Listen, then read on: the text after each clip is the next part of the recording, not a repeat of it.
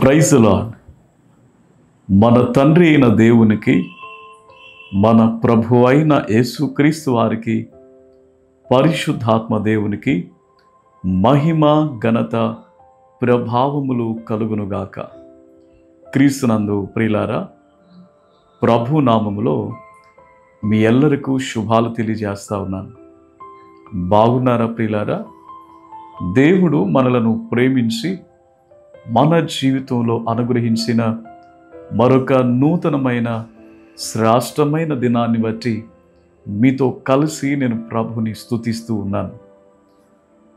నేటి ఉదయకాల సమయంలో దేవుని మాటలను మనం జ్ఞాపకం చేసుకుందాం. ఉదయం లేచినప్పటి నుండి రాత్రి వరకు సర్వసాధారణంగా మానవ జీవితంలో హడావిడితో ఎంతో బిజీగా తిరుగుతూ లేకుంటే తమ పనుల నిమిత్తం ముందుకు కొనసాగించబడతా ఉంటారు. లోకములో ఎక్కడ మనం చూసిన భయంకరమైనటువంటి ప్రమాదాలు పొంచి ఉన్నాయి అన్న విషయాన్ని మనం జ్ఞాపకం చేసుకోక తప్పదు ప్రియులారా. అందుచేత దేవుని మీద మనము ఆధారపడవలసినటువంటి వారమై ఉన్నాం. అనుదిన ఆధ్యాత్మికమైన జీవితంలో ఎవరైతే వాక్యము పట్ల మనసును కలిగి ప్రార్థన జీవితాన్ని కలిగి ఉంటారో వారి జీవితాలు ఆ దినాన క్షేమముగా నడిపించబడతాయి అన్న విషయాన్ని ప్రభు పేరిట మీకు తెలియజేస్తూ ఉన్నాను. మనందరికీ తెలుసును ప్రియులారా, సీజర్ అనే ఒక వ్యక్తి ప్రియులారా 1,000,000 శత్రువులను చంపి ఒక ఉన్నతమైనటువంటి విజయోత్సవంతో కొనసాగుతున్నప్పుడు తన జీవితంలో ఆయన ఎన్నడూ ఊహించినటువంటి ఒక పరిణామం, ఒక భయంకరమైనటువంటి పరిణామాలు ఆయన ఎదుర్కోవాల్సి వచ్చింది. జాగ్రత్తగా మనం ఆలోచన చేసినప్పుడు జూలియస్ సీజర్ అనే ఒక మంచి వ్యక్తి ప్రియులారా, అతడు శత్రువులను జయించి ఆనందించి ఉన్నటువంటి సమయంలో రోమా పార్లమెంట్కి ఆయన వెళ్ళాల్సి వచ్చింది.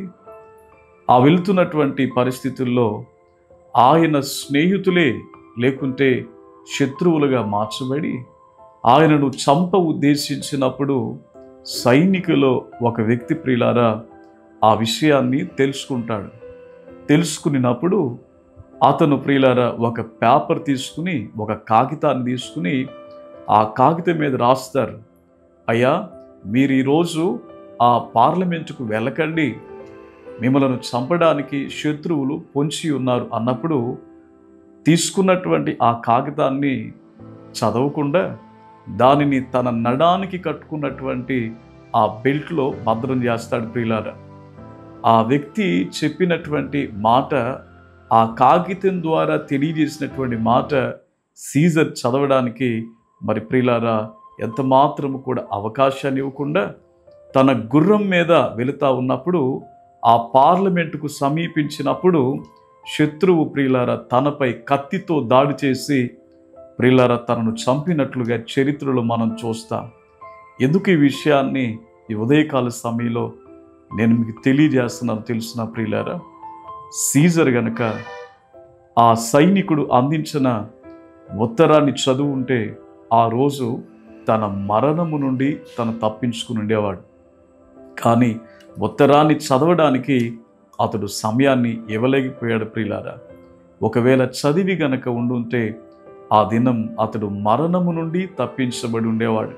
ఈ దినాన్న ఈ సందర్భాన్ని వింటున్నటువంటి దేవుని బిడలారా, మీరు ఎక్కడికి వెళ్ళినా, ఏ పనులో ఉన్నా, ఏ స్థలానికి వెళ్ళినా, ఎట్టి ప్రయాణానికి మీరు సిద్ధపడినా సమయం లేదని దేవుని వాక్యాన్ని నిర్లక్ష్యం చేయకండి.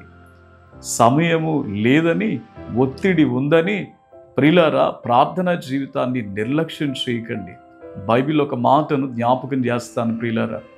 సామెతల గ్రంథము 24వ అధ్యాయం 22వ వచనములో ఇలాగున వ్రాయబడి ఉంది, అట్టి వారికి ఆపద హఠాత్తుగా తటస్థించును, వారి కాలము ఎప్పుడు ముగియనో ఎవరికి తెలియదు ఇది నాన్న ఆపదలు, సమస్యలు, ఇబ్బందులు హఠాత్తుగా మన జీవితంలో తటాసిస్తాయి ప్రియులారా.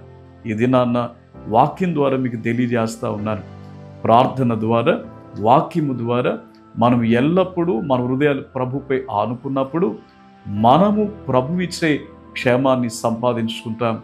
అటువంటి కృపా ధన్యత ప్రభు మనకిచ్చి ఈ దిన ఆయన కృపాక్షేమాలు మనకు దయచేయునుగాక. ప్రార్థన చేసుకుందామా? దయగలిగిన తండ్రి, పరిశుద్ధుడు అయిన తండ్రి, సీజర్ నిర్లక్ష్యం తనను మరణానికి తీసుకుని వెళ్ళిందయ్యా.